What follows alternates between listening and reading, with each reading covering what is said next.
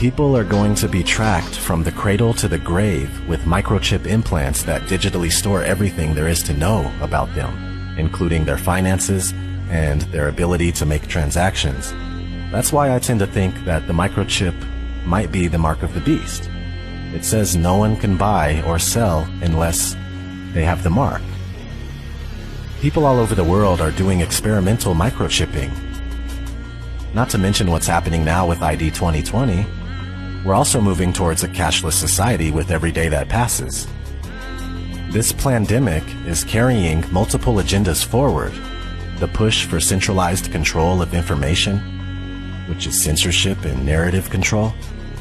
The cashless agenda forming out of the economic crash taking place right now, and the fear of passing germs through the use of physical money.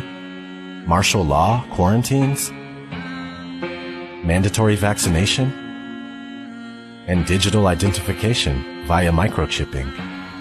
This situation is the biggest show of force and seizure of power that anyone alive today has ever seen in their lifetime. This is very serious. Life is not going back to normal ever again.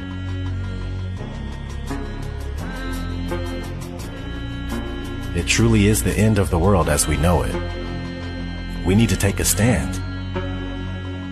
Refuse forced vaccines. Destroy 5G technology any chance we get, and don't let them fill you up with fear. From what I gather, they lose in the end anyway. And this life is only temporary, so don't be scared. Be strong and stand up for yourselves. I know one thing for sure, I'll die or be thrown in a FEMA camp, or worse, before going along with what they're doing right now. Maybe you should consider doing the same thing.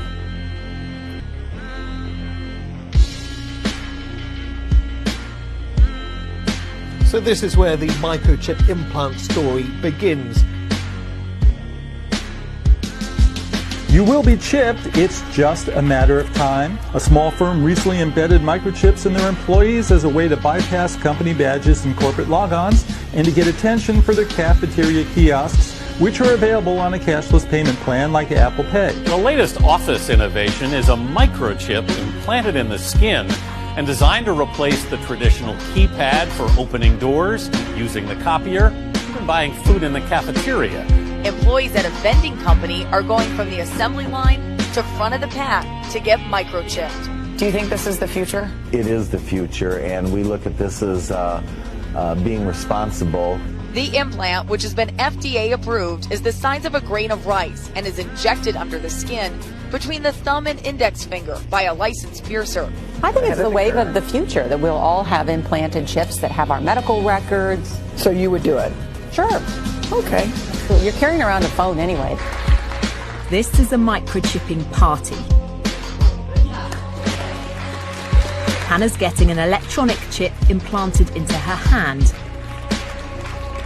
So congratulations, Hannah. Thank you. You've been chipped? Yes, I have. How does it feel? It feels good. I'm excited to see what I'll be able to do now. Can I touch it? Yeah, you can feel it there. I feel like this is the future. The next big thing that's going to happen. A tiny microchip like this inserted just beneath the skin in their hands.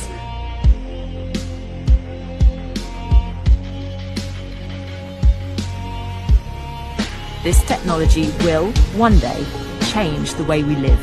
That in the future, we will all be chipped. In Sweden, the microchips are already here.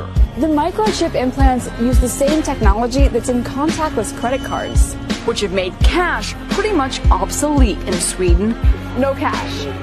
Is a cashless society inevitable? How long will it take before we're cashless? Many countries are fast moving towards a cashless society. Between 2000 and 2015, non-cash payments in the U.S. grew by almost 400%. Venmo, the mobile app where people can pay each other on a smartphone, now processes $2 billion a month.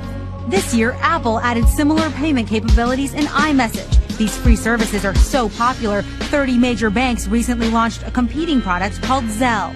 It would be better if we were more like Sweden, where cash has nearly been phased out.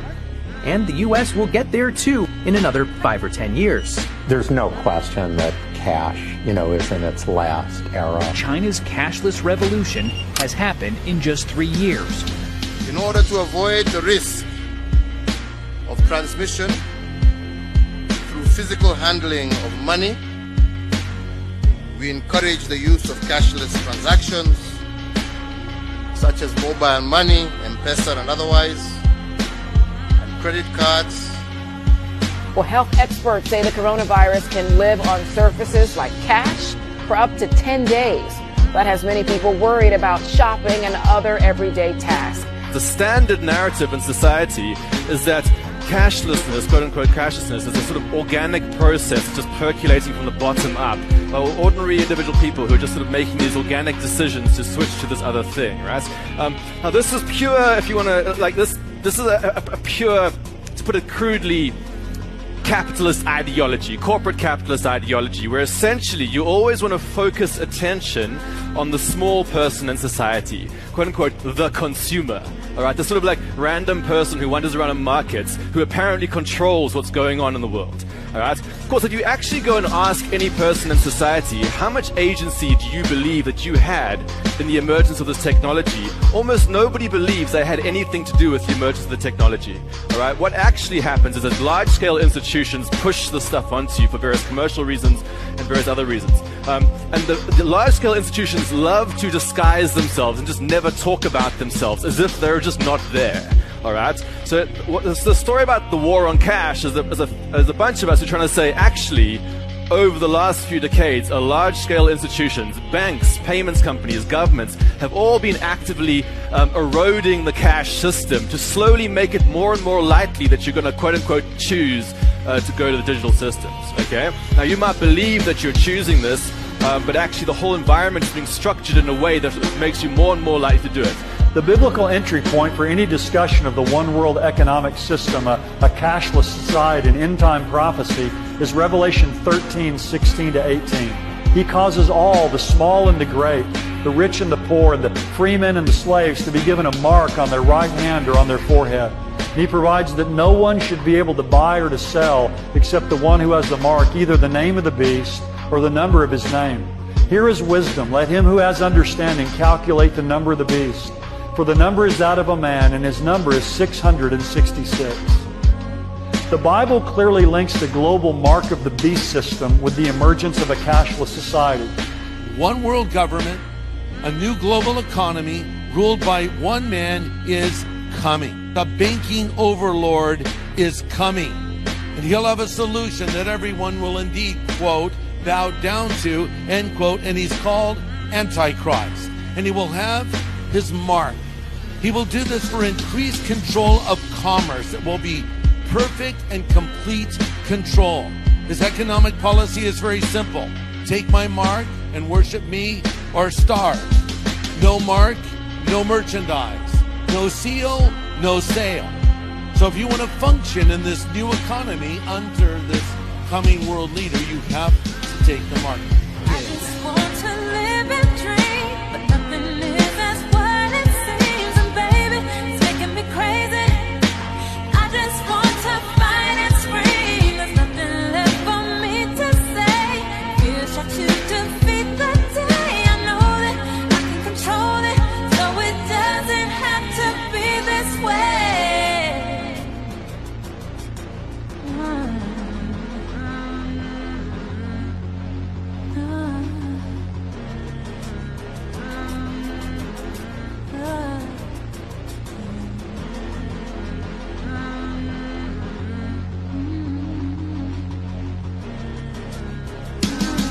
I refuse to just go quietly into the night. There's forces of darkness at work and they're restricting the light.